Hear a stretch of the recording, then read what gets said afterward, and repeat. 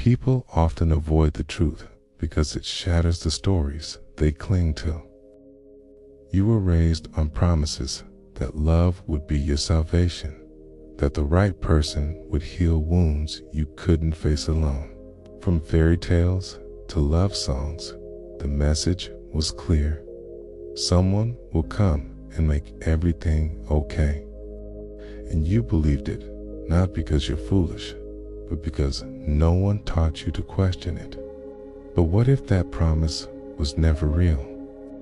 What if love isn't about redemption, but about something far more practical? Nature, the philosopher we often ignored, didn't deal in fairy tales. He saw through the illusions, cutting straight to the uncomfortable truth. And when he examined love, relationships, and the games we play, he found something raw, something honest. Most people, especially men, still aren't ready to hear it. Here's the hard part. You don't love her. You love the way she makes you feel about yourself. You love the validation, the way her presence tells you you matter. But that's not love. It's a transaction. What you call devotion might just be dependency in disguise. Women, throughout history, weren't given power outright. They had to learn it in subtle ways. Denied strength, they mastered influence. Denied control, they perfected strategy. Not because they're deceitful, but because they had to adapt to survive. And this is where men often misread them. You mistake quiet strength for fragility. You confuse careful calculation for innocence. You think her love is unconditional, but it's not. It's deliberate, refined by necessity. While you pour out your heart, calling it honesty, she listens not just to your words, but to what they reveal. She learns your weak points, not to exploit them, but to navigate them, because she's learned the hard way. The one who understands the game holds the power. And you were taught to worship, to place her on a pedestal so high you never see the real person. You don't want to see the strategy. You prefer the dream, the fantasy, the idea of a woman who exists to heal you. But what if those roles are just masks? She wears masks because they work. This isn't about blaming women. It's about waking up to the stories men tell themselves. As long as you believe she's morally pure, as long as you think her love has no motives, you'll keep handing over your power, mistaking surrender for romance. You say you love her, but really, you're bargaining. If I give you my heart, will you fix me? You're not looking for a partner, you're looking for a savior. And while you chase that comfort, she's assessing, not out of cruelty, but because every vulnerability you show becomes a clue, a way to position herself where you'll need her most. This isn't manipulation, it's survival. Love, as we've been sold, is a myth. In reality, it's a quiet power struggle over who pulls away first, who needs less, and who holds the emotional leverage.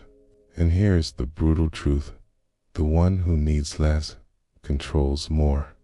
You give her everything, your time, your identity, your devotion. You call it love. She gives just enough to keep you hooked. She calls it connection, but it's not. It's a dance, choreographed by centuries of conditioning. Women were taught to lead without seeming to.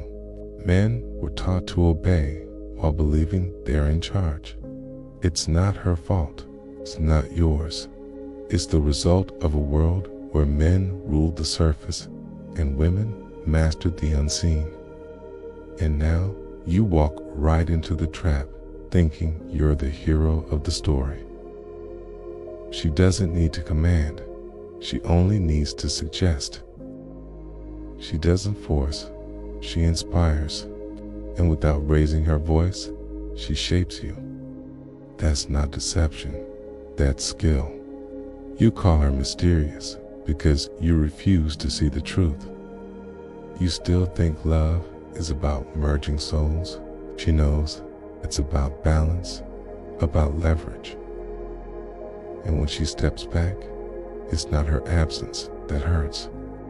It's the collapse of the story you told yourself. You never loved her. You loved the way she made you feel about yourself. She wasn't deceiving you. She just stopped playing the role you assigned her. You didn't love her. You loved the idea of her. And when she stepped out of that fantasy, you called her cruel. But maybe the real betrayal was yours for expecting a person to live inside your dream. This isn't about guilt, it's about clarity. You were told love means losing yourself in another. Okay, but what if that selflessness is just fear in disguise? Key, if I don't give everything, she'll leave. So you shrink, you compromise, you erase parts of yourself, not out of love, but out of fear. That's not romance. That's surrender. And while you think you're being noble, she feels the weight of your need. Not because she's controlling you, but because you've handed her the reins, mistaking dependence for devotion. Here's what few admit. Love built on need is never equal. She may never ask you to change, but you do. She may never demand loyalty, but you offer it blindly. Why? Because you've tied your worth to her approval. But she never asked to be your judge. She was just being herself. You made her the mirror of your value. And when that mirror shatters, it's not just her you lose, it's the story that kept you safe. If she loves me, I matter. But stories are not the truth. And when reality hits, you call it betrayal. Maybe it's just the truth, finally breaking through. She wasn't gentle, she was observant.